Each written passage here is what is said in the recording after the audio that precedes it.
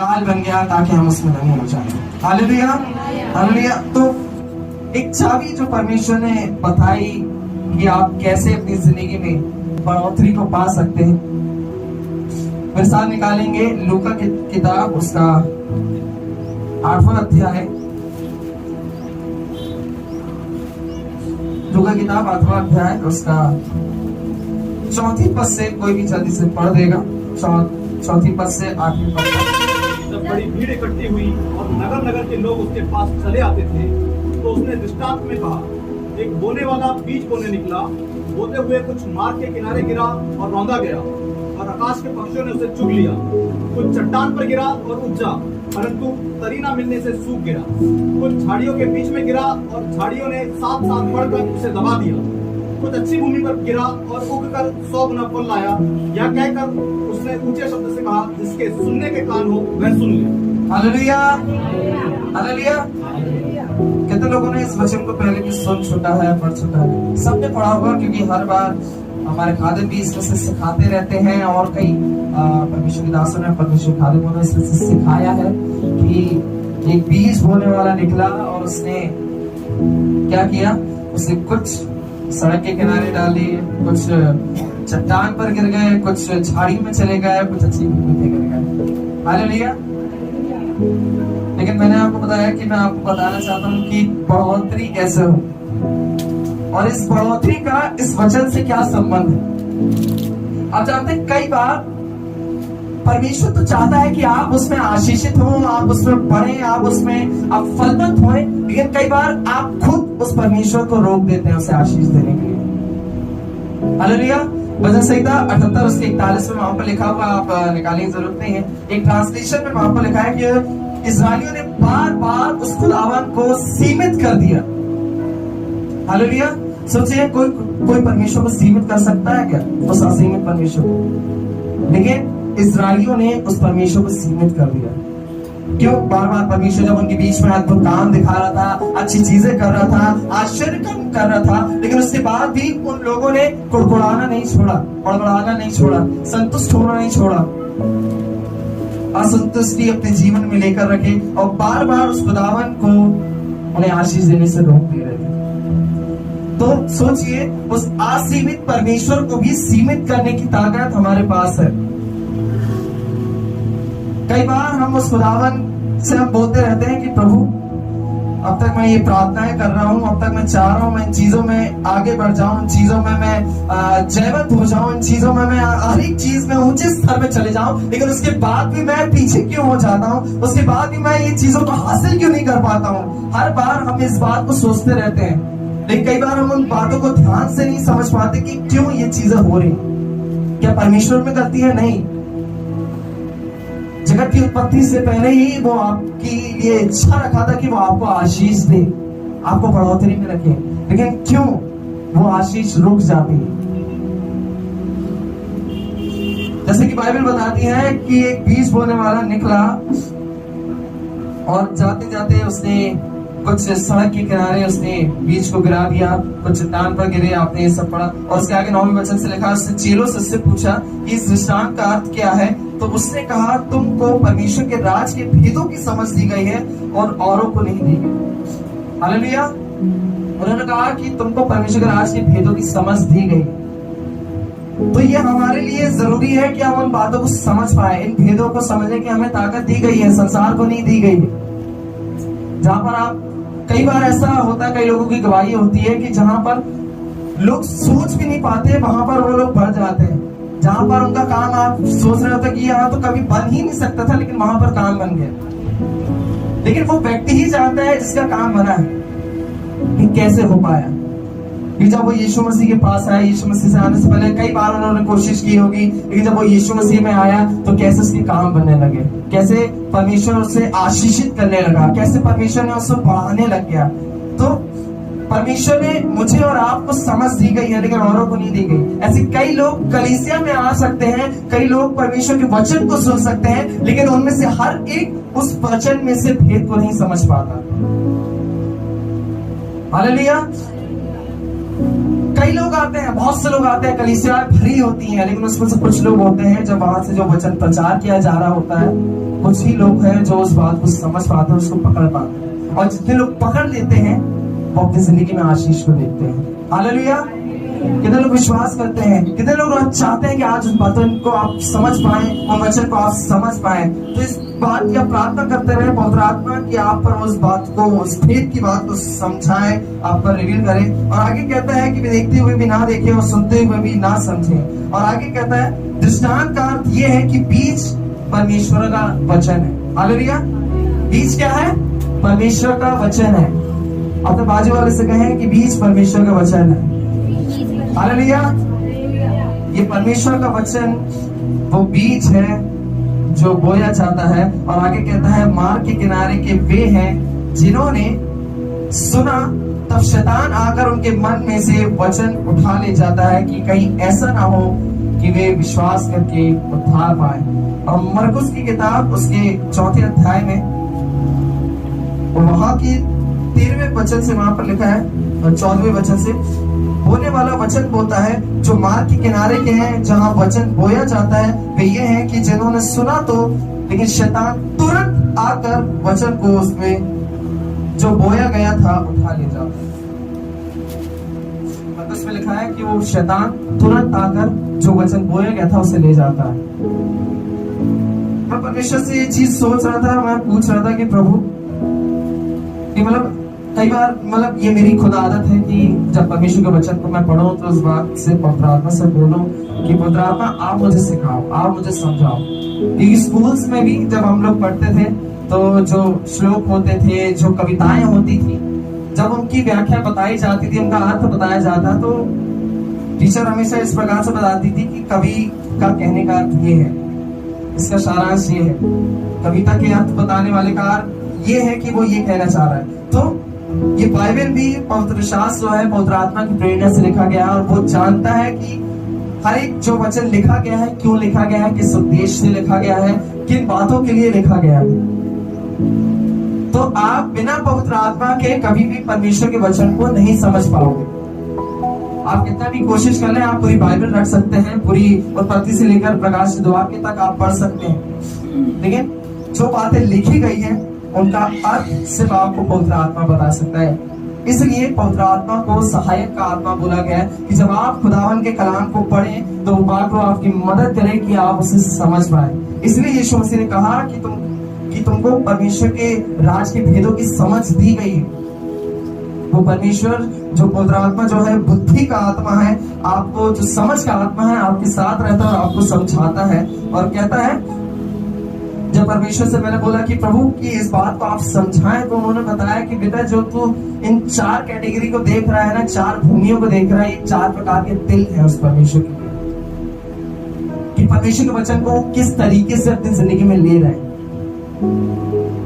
ये 4 भूमियां नहीं, ये 4 प्रकार के दिल हैं, 4 प्रकार के व्यवहार हैं उस खुदावन के वचन के प्रति जो लोग करते हैं। कई लोग आते हैं परमेश्वर के कलाम को सुनने के लिए आते हैं, लेकिन परमेश्वर के कलाम के लिए उनकी जिंदगी में कोई वैल्यू नहीं है, कोई वैल्यू अपनी जिंदगी में नहीं रखते। वो उस वचन को, उस खजाने को एक बहुमूल्य की तरह नहीं लेते। आप सड़क के किनारे जाएंगे, सड़क के किनारे आपको क्या मिलेगा? सोना, चांदी, हीरे, क्या मिलता है आपको सड़क के किनारे? कचरा मिलता है।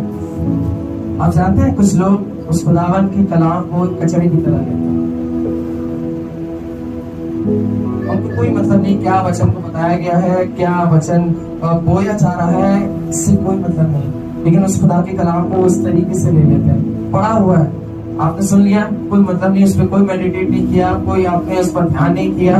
जो बोया गया है, हो सकता है आप कलीसिया में आ रहे हो सकता है हम वचन को सुन रहे हो, लेकिन आपका ध्यान कहीं और हो, और वो बीज एक सड़क के किनारे चला जाता है, जहां पर शैतान क्या करता है? तुरंत आ जाते हैं। बोले तुरंत आ जाता है। उसको मौका मिल जाता है कि शैतान को पता चल जाता है कि भाई वचन तो उसके अंदर गया ही नहीं, इसके अंदर अभी तक बैठा ही नहीं है, ऊपर ही ऊपर पड़ा हुआ है, क्यों ना जल्दी से जाके उसे ले। जब आप कलीसिया में वचन को सुनते हैं और बाहर निकलते ही साथ चला जाता है, उसको मौका मिल जाता है। इसलिए परमेश्वर का कलाम चाहता है कि आज आप जो कुछ भी सुनते हैं, जो कुछ भी वचन सिर्फ आज नहीं, हमेशा जब भी परमेश्वर का वचन बोया जाता है उसको अपने हृदय तक उतरने दें, अपने दिल तक आने दें।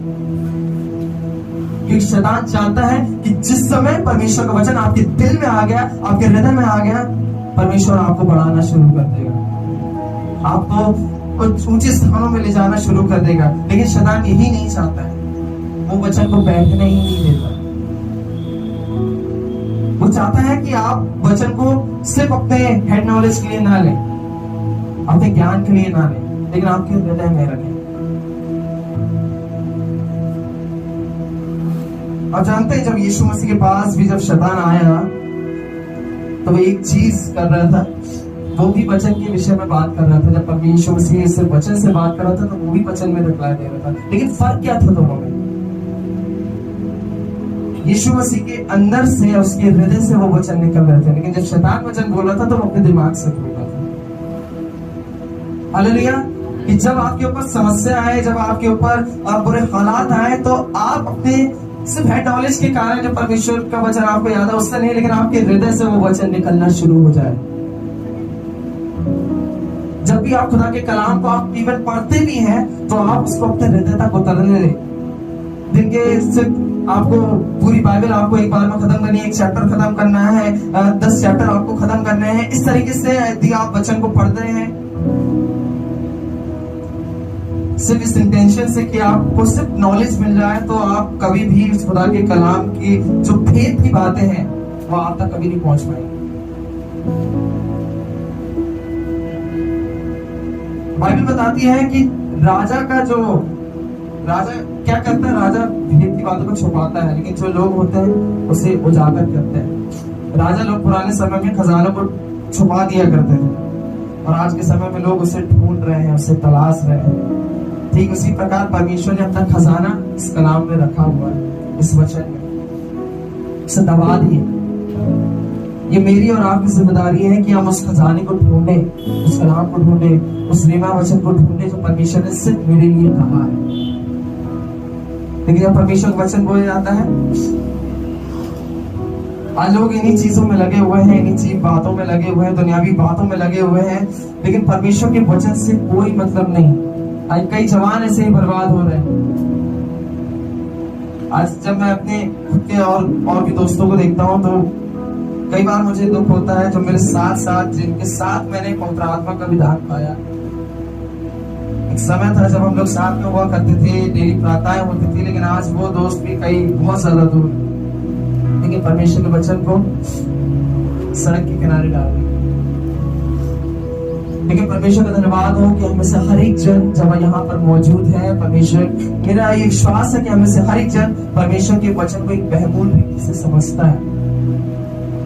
और आगे खुदा का कलाम बताता है 15वें वचन में, मरकुस 4:15 में यहाँ पर लिखा है 16 से, सो जगह से ही जो पथरीली भूमि पर बोए जाते हैं वे ये हैं जो वचन को सुनकर तुरंत आनंद से ग्रहण कर लेते हैं, परंतु भीतर जड़ ना पकड़ रखने के कारण वे थोड़े ही दिनों के लिए रहते हैं। इसके बाद जब वचन के कारण पर क्लेश या उपद्रव होता है तो वे तुरंत ठोकर खाते हैं। वे जो पथरीली भूमि पर गिरे हुए, बाइबल बताती है कि कई बार जब आप वचन को सुनते हैं, जब हम उसे ग्रहण तो कर लेते हैं,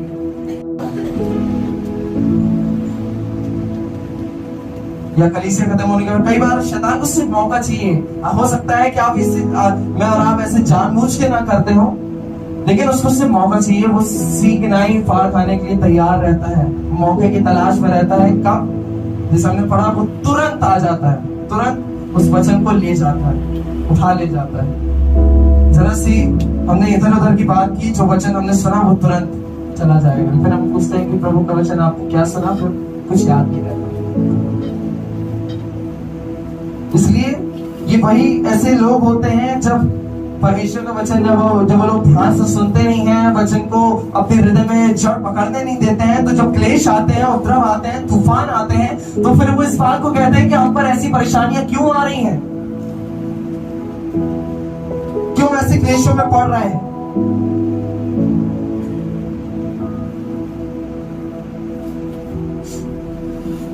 हालेलुया। कितने लोग मेरी बात समझ रहे हैं? परमेश्वर हमें छुड़ाना तो चाहता है, परमेश्वर हमें आजाद तो करना चाहता है, लेकिन कितने लोग ऐसे हैं जो परमेश्वर के वचन को अपने हृदय में बो रहे हैं, कितने उसे जड़ पकड़ने दे रहे हैं। तो ध्यान से सुने जो कुछ भी आपको बताया जाता है, समझाया जाता है, फिर हम इस बात में, हर बात पर फिर परमेश्वर को दोष लगाने ना लग जाए। इस पर परमेश्वर की कोई गलती नहीं है। यशायाह की किताब बताती है कि जो वचन परमेश्वर के मुख से निकलता है वो ऐसे ही नहीं लौट जाता। हालेलुया। नए नियम में जब स्वर्गदूत आए थे, जब मरियम को जब इस बात को बता रहा था कि तुझे एक पुत्र होगा, उसका नाम यीशु रखना, वो इस एक बात को, बहुत अच्छी बात को जो मुझे बहुत पसंद आती है, वो इस बात को कहता है क्योंकि जो वचन परमेश्वर की ओर से होता है वो प्रभाव रहित नहीं होता। हालेलुया। आप ये नहीं कह सकते जब कि आपने 10 साल तक आपने उस सेब के बीज को बोया और 10 साल के बाद भी आपने कोई सेब का फल नहीं पाया। या तो एक ही चीज हो सकती है, या तो वो भूमि सही नहीं हो सकती है, या तो दूसरी बात आपने उस बीज को बोया ही नहीं, उसको जाने ही नहीं दिया अंदर तक। परमेश्वर का वचन अविनाशी है, अनंत है, वो जिंदगियां बदलता है। मैंने देखा है कई ऐसे लोगों को जो परमेश्वर का सिर्फ एक कलाम उनको मिला, एक शब्द उनको मिला और उससे उनकी जिंदगी बदल गई। उनमें से खुद मैं भी एक था,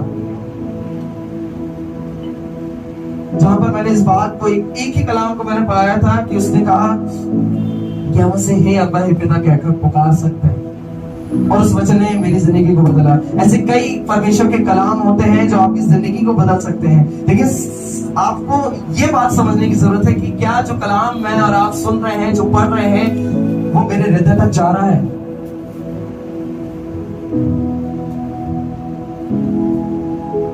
इस बात को समझने की जरूरत है कि क्या वैल्यू हमने खुदा के कलाम की रखी है अपनी जिंदगी में, क्या वैल्यू है हमारी जिंदगी में परमेश्वर के वचन को जब हम पढ़ते हैं। आगे कहता है, परंतु जो झाड़ियों में बोए गए वे ये हैं जिन्होंने वचन सुना और संसार की चिंता और धन का धोखा और अन्य वस्तुओं का लोभ उनमें समाकर वचन को दबा देता है और वह निष्फल रह जाता है। अगली कैटेगरी, पहला वो जो वचन, परमेश्वर के वचन को किस तरीके से लेते हैं, कचड़े की तरह लेते हैं। दूसरे, जो अपने वचन को जो सुनते हैं, हृदय में बोलते हैं, लेकिन उसमें जड़ नहीं बना पाते, उसमें बने नहीं रह पाते। तीसरे आते हैं वो जो झाड़ियों में बोए तो गए, थोड़े बढ़ रहे हैं, थोड़े से फलवंत हो रहे हैं, थोड़ी जड़ें फैल रही हैं, लेकिन अब हो क्या रहा है कि जो और भी चीजें, और भी जो फालतू की झाड़ियां जो आ रही हैं वहां पर, वो जो अच्छे फल हो रहे हैं उससे वो दबा दे रहे हैं।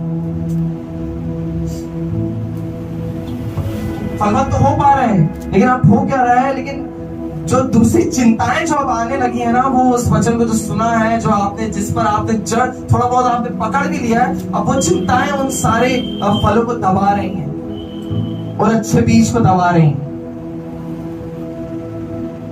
उम्मीद तो नजर आ जाती है कि हाँ वो परमेश्वर का वचन पढ़ रहा है, हाँ अब हम थोड़ा बहुत सुन रहे हैं, हाँ, लेकिन कई बार थोड़ा बहुत चलते चलते आप, ऐसा हो सकता है कि आप परमेश्वर के वचन को सुन रहे हैं, उसमें थोड़ा बहुत स्थिर हो रहे हैं, एक संडे हो जाता है, दूसरा संडे हो जाता है, एक महीना गुजर जाता है, थोड़ा बहुत होता है, लेकिन जैसे ही आप इस बात को गौर करने लग जाते हैं कि अभी भी मेरी चीजें तो पूरी नहीं हुई,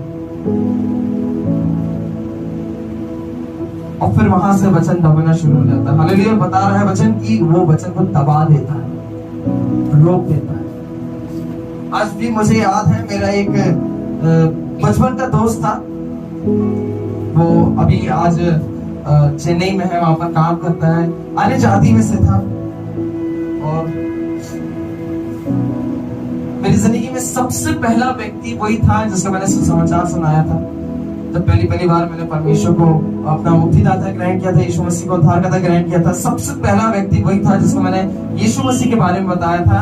अन्य जाति में से था, मेरे घर के सामने ही रहता था वो, और जब मैंने उसको बताया, परमेश्वर के वचन के बारे में बताया, और उसके घर के हालत ज्यादा उतने अच्छे नहीं थे, लेकिन उसके बाद भी वो थोड़ा बहुत मेरी बात पर विश्वास करने लगा कि हाँ परमेश्वर का वचन जो तुम बता रहे हो ये सही है, हाँ ठीक है। धीरे धीरे वो आने लगा और मेरे साथ कलीसियाओं में आने लगा, मीटिंग्स में जाने लगा।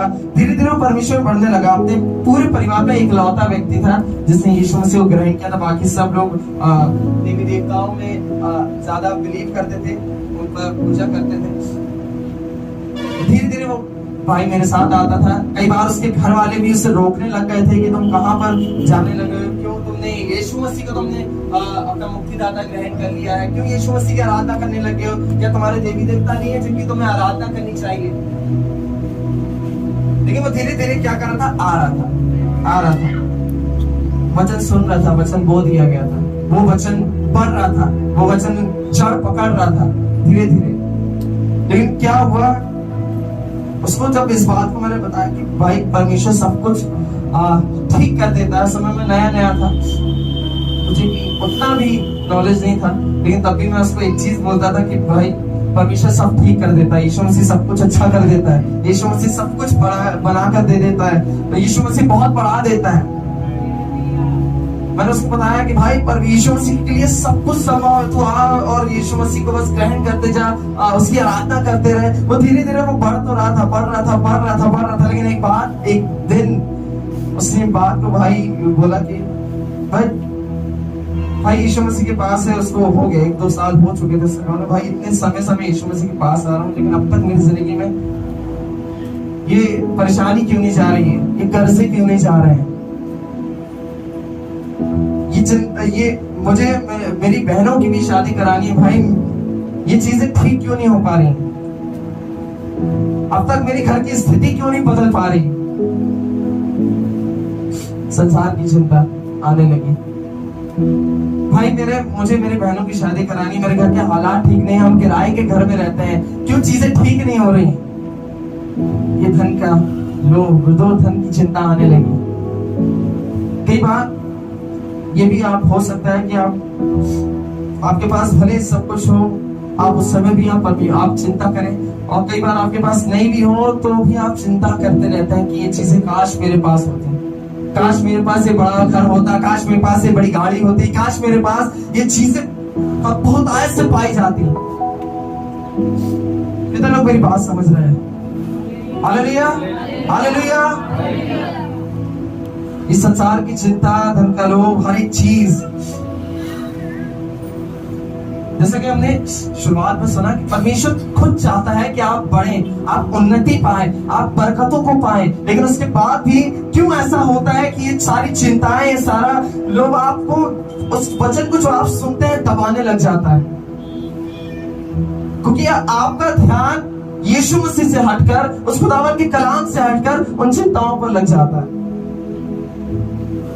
और फिर आप परमेश्वर को दोष देने लगते हैं कि परमेश्वर ऐसा क्यों हो रहा है मेरे साथ, क्यों ये चीजें पूरी नहीं हो रही हैं, क्यों ये चीजें मेरे जिंदगी में अभी तक खट्टी में पाई जा रही हैं।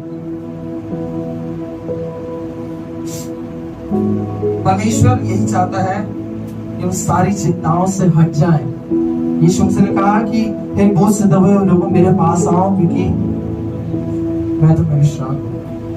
हालेलुया। आपकी चाहे कितनी भी चिंता हो, कोई भी चिंता हो, कोई भी समस्या हो, कोई बीमार हो, घर के हालात ठीक नहीं हो रहे, लेकिन आपको सिर्फ एक चीज करना है कि आपको उस खुदावन के कलाम पर भरोसा रखना है। हालेलुया। आपकी जिंदगी में वो चीजें आपको, आपके वचन को दबाने ना पाए, वो चिंताएं दबाने ना पाए, लेकिन आप उन सारी समस्याओं को चीरते हुए ऊपर बढ़ते चले जाएं। हालेलुया। आपको नहीं समझ में आ रहा क्या करना है, लेकिन सिर्फ एक चीज आप करते रहिए, खुदा के कलाम पर भरोसा रखते रहिए। मुझे हमेशा ये उदाहरण देने में बहुत अच्छा लगता है कि जब तक पतरस उस यीशु मसीह को देख रहा था, वो आगे बढ़ पा रहा था, उस पानी पर चल पा रहा था, लेकिन जहां उसकी नजरें तूफान पर चली गई, वो तुरंत डूबने लग गया। जो वचन सुन रहे हैं, क्या आप उस वचन पर फोकस कर पा रहे हैं, उस पर उसे और उस जड़ को और गहराई में जाने दे पा रहे हैं, या फिर आप अपनी थोड़ा बहुत सुनकर फिर आप चिंताओं में लग जाते हैं। कई लोग ऐसे होते हैं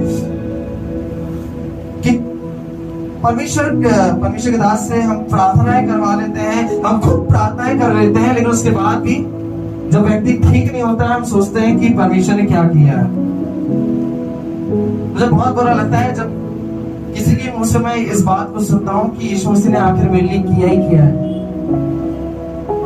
क्या ही किया है मेरे लिए यीशु मसीह ने। एक बार मैं अपने मेरे घर में मेरी बड़ी मम्मी थी, मैं उनसे जब यीशु मसीह के बारे में बता रहा था, मैंने कहा यीशु मसीह पर विश्वास रखो, यीशु मसीह पर भरोसा रखो। तो इस बात को कहती है, अरे यीशु मसीह ने मेरे लिए किया ही किया है। और फिर वहां पे नया नियम रखा था, मैंने उठा कर लाया, मैंने कहा इसमें से जो पहली 4 किताबें हैं उसको बहुत अच्छे से पढ़ लेना, आपको समझ में आ जाएगा यीशु मसीह ने क्या किया। हालेलुया।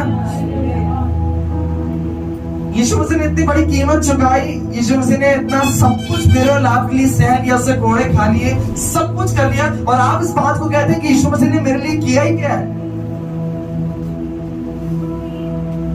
इन चिंताओं को हम अलग कर देते, जिंदगी से अलग कर दे, बिल्कुल दूर कर दे, और सिर्फ यीशु मसीह पर भरोसा रखें। आपको चीजें ठीक नहीं दिख रही हैं तो भी यीशु मसीह की ओर देखते रहें, ठीक हो रही हैं तो भी यीशु मसीह की ओर देखना शुरू करते हैं। हालेलुया। तो इस बात को जाने, ये संसार की चिंता, धन का लोभ, धन का धोखा, ये सारी वस्तुएं उस खुदावन के कलाम को दबाने न पाए। और आगे कहता है, और जो अच्छी भूमि पे बोए गए वे ये है जो वचन को सुनकर ग्रहण करते और फल लाते। हालेलुया। लूका की किताब में और बहुत अच्छा लिखा हुआ है, 8वें अध्याय के इसके 15वें वचन में यहाँ पे लिखा है, पर अच्छी भूमि में के वे हैं जो वचन को सुनकर भले और उत्तम मन में संभाले रहे। हालेलुया। कह रहा है कि अच्छी भूमि में वे हैं जो वचन को सुनकर भले और उत्तम मन में संभाले रहते हैं। बोली संभाले रहते हैं। जो वचन आप सुन रहे हैं, अच्छी भूमि वाले वो लोग हैं जो वचन को सुन लेते हैं, उस वचन को ग्रहण कर लेते हैं, उसे अपनी जिंदगी में जड़ पकड़ने देते हैं और उसको संभाल कर रखते हैं। हालेलुया। उस वचन को आप संभाल कर रखिए। नीति वचन कहता है कि मन तो सब वस्तुओं से अधिक धोखा देने वाली वस्तु है। हालेलुया। सब वस्तुओं से अधिक धोखा देने वाली चीज। एक बार एक व्यक्ति यीशु मसीह के पास आया, एक जवान था, वो पूछता है कि प्रभु मैं अनंत जीवन पाने के लिए क्या करूं। आपने ये कहानी सुन चुकी होगी। वो जवान जब यीशु मसीह के पास आया, यीशु मसीह ने कहा कि आज्ञाओं को माना कर, माता पिता का आदर कर, हत्या न करना, चोरी न करना, विश्रांति दिन को पवित्र मानना। यीशु मसीह सब कुछ बोला, और वो कहता कि प्रभु मैं तो बचपन से मानता आ रहा हूँ, लड़कपन से मानता आ रहा हूँ। हालेलुया। वो कह रहा बचपन से मानता आ रहा हूँ, लेकिन वो कहता है कि अब भी तुझमें एक बात की कमी है। वो कहता है अपने धन को गरीबों में बांट दे और मेरे पीछे हो ले। मैं आपको बताऊं, यीशु मसीह को उसके पैसों से कोई मतलब नहीं था, कोई मतलब नहीं था। चाहे वो कितना बड़ा धनवान हो, चाहे कितना गरीब हो, उससे यीशु मसीह को कोई मतलब नहीं था। लेकिन यहाँ क्या था? चिंताएं थी, धन का लोभ था कि अगर मैं यीशु मसीह के पीछे आ गया तो मुझे काफी चीजें छोड़नी पड़ेंगी, काफी चीजें अलग करनी पड़ेगी। हो सकता है मैंने अधर्म की कमाई मैंने कमाई, धोखे से लोगों को धोखा देकर मैंने चीजें कमाई, और यीशु मसीह कह रहा है कि उन सारी चीजों को आप तू बांट दे। जैसे जक्कई ने निर्णय लिया था, जब यीशु मसीह उसके घर आया, यीशु मसीह ने नहीं कहा उससे कि सारा पैसा गरीबों को बांट दे। वो उसकी खुद की इच्छा हुई कि जो कुछ मैंने बीमारी से लोगों से लिया था मैं उसका 4 गुना लोगों को बांट दूंगा। हालेलुया। तो मुद्दा पैसा नहीं है, मुद्दा धन नहीं है, मुद्दा आपका दिल है। खुदा आपके पैसों से ज्यादा आपके दिल में ज्यादा दिलचस्पी लेता है। हालेलुया। आपके दिल से ज्यादा आपको वो महत्व रखता है। इसलिए वो कहता है कि जो कोई भी उसकी आराधना करे वो उसके आत्मा सच्चाई से, एक सही दिल से उसकी आराधना करे। आपकी जिंदगी में सब कुछ हो सकता है, सब कुछ हो, यीशु मसीह को कोई मतलब नहीं। और यीशु मसीह उस पर और डबल आशीष आपको देना चाहता है, जितना है उससे बढ़कर आपको देना चाहता है। लेकिन क्या हम अपने उस दिल को संभाल कर रखते हैं? क्या वो दिल संभाला हुआ है? परमेश्वर कहीं भी आपको आशीष दे सकता है, कहीं भी आपको बढ़ा सकता है। आप उन सारी बातों की चिंता मत कीजिए।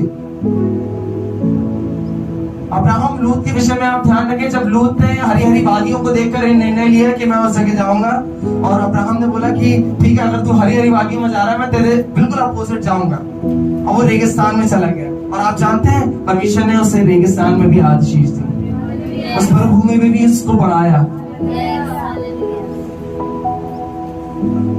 परमेश्वर को सिर्फ आपके दिल से मतलब है, उसके वचन पर विश्वास रखें, उसे संभाल कर रखें। अब्राहम ने इतने साल उसने इस बात को रोके रखा कि परमेश्वर ने उसको एक पुत्र देने का वादा किया है, अपने हृदय में बना कर रखा, उसे संभाल कर रखा, उस बात को संभाला हुआ था। एक जगह उससे गलती हो गई जब उससे वो धीरज नहीं रखा। इसी वचन में आप देखेंगे जब 15 पर लिखा है कि अच्छी भूमि में जो वचन गिरा है, जो वचन को सुनकर उत्तम मन में संभाले रहते हैं, और आगे कहता है और धीरज से फल लाते हैं। हालेलुया। उसने उस वचन को जो परमेश्वर के मुख से सुना था, उस पर धीरज उसने धरा, धीरज धरा रहा, वेट किया। क्या जो वचन परमेश्वर ने आपकी जिंदगी में बोया, आपकी जिंदगी में बोला, क्या उसको धीरज से धरे रहते हैं? क्या थोड़ी दिनों बाद हम हार मान जाते हैं, अरे परमेश्वर ने क्या किया मेरे लिए, इतना तो मैंने प्रार्थनाएं कर ली, इतना तो मैंने वचन पढ़ लिया, इतना तो सब कुछ मैंने कर लिया, क्या परमेश्वर कर रहा है मेरी जिंदगी में? क्या हमने उस धीरज को धरा है? आज वो अब्राहम का विश्वास परमेश्वर चाहता है कि मैं और आप बनाए रखें उसको परमेश्वर के कलाम के ऊपर, कि धीरज धरे रहे, उसे संभाल कर रखें, उसे संभाले रहे। शैतान बहुत चालाक है, बहुत चालाक है। आपको कई बार एक बार एक बच्चा था, वो चाह रहा था कि मतलब एक नाई की दुकान में गया था, एक बच्चा था, और एक नाई का ही बच्चा था। वो अपने पापा से कहता है कि पिता मुझे ये प्लेट दे दो, मैं भी करूंगा, मैं भी जैसा आप करते हैं, आप कटिंग करते हैं, बाल बनाते हैं, तो मैं भी करना चाहूंगा। तो उस पिता ने मना कर दिया, नहीं, अगर तुम अभी ये प्लेट हाथ में लोगे तो तुम अपने आप को काट दोगे, हाथ कट सकते हैं, चोट लग सकती है आपको। लेकिन एक समय था जब वो धीरे धीरे, जब वो बच्चा बड़ा हो गया, तब उस पिता ने अपने बच्चे के हाथ में उस प्लेट को दिया, उस उस्तरे को दिया कि हाँ तू इसे इस्तेमाल कर। धीरे धीरे फिर वो उसे इस्तेमाल करना जान पाया, धीरे धीरे उसे सीखा। आप जानते हैं जो आशीष आपको समय से पहले मिल जाए वो आपके श्राप बन सकती है। हालेलुया। जो आशीष आपको समय से पहले मिल जाए वो आपके श्राप बन सकती है। लेकिन यदि आप उसमें धीरज रखते हैं तो वही आशीष आपकी जिंदगी में बहुत बड़ा फल लेकर आ सकती है। हालेलुया।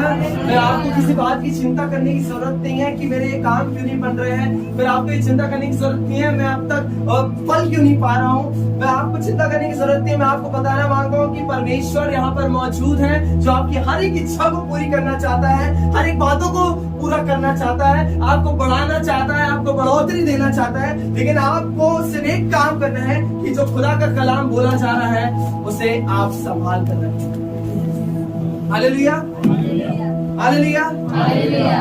कितने लोग ऐसे हैं जो आज चाहते हैं कि आज खुदा का कलाम आपके हृदय में संभाले रहे। कितने लोगों ने ध्यान से सुना है? शैतान को मौका ना दे। जैसे कि मैंने बताया कि आपके 4 प्रकार की भूमियां हैं, 4 प्रकार की जमीनें हैं जहां पर परमेश्वर का वचन बोया जाता है, और परमेश्वर के वचन के प्रति आपका व्यवहार डिसाइड करेगा कि आप अपनी जिंदगी में क्या बनेंगे। हालेलुया। किस तरीके से आप व्यवहार रखते हैं? क्या आपने उसे सड़क के किनारे जैसे समझा है? क्या आपने उसको चढ़ पकड़ने नहीं दिया? क्या आपने उसको संसार की चीजों से दबा दिया, या फिर अपने मन में उसे संभाल कर रखा है और उसे मौका दिया कि वो बढ़े? हालेलुया। किसी सेब का पेड़ आप बोएंगे, बीज आप कभी नहीं आपको मिलेगा कि आप अगले ही दिन उस सेब को पालें। हालेलुया। अगले ही दिन आपको फल नहीं मिल जाएगा, उसमें एक प्रोसेस होती है, वो धीरे धीरे बढ़ता है। पहले उसमें जड़ निकलती है, टहनियां निकलती हैं, धीरे धीरे वो एक पेड़ बनता है, फिर बढ़ते बढ़ते वो एक समय आता है जब उसमें फल लगने लग जाते हैं। बस आपको उस पल लगने तक आपको सिर्फ इंतजार करना है, एक धीरज रखना है। और मैं चाहता हूं कि वो पवित्र आत्मा आपकी मदद करे, आपकी सहायता करे कि आप उसमें धीरज, जो कलाम आप सुन रहे हैं उसमें आप धीरज बनाए रखें कि परमेश्वर आपको सही समय पर वो बढ़ाए। Hallelujah, hallelujah. कितने लोग तैयार हैं उस वचन को रखे रहने के लिए, उसमें धीरज करने के लिए, उसमें विश्वास करने के लिए? हालेलुया। भाई को सिर्फ अपनी आंखों को बंद करें जब हम उस खुदावन के वचन को जो कुछ भी आपने सुना है उस परमेश्वर से प्राप्त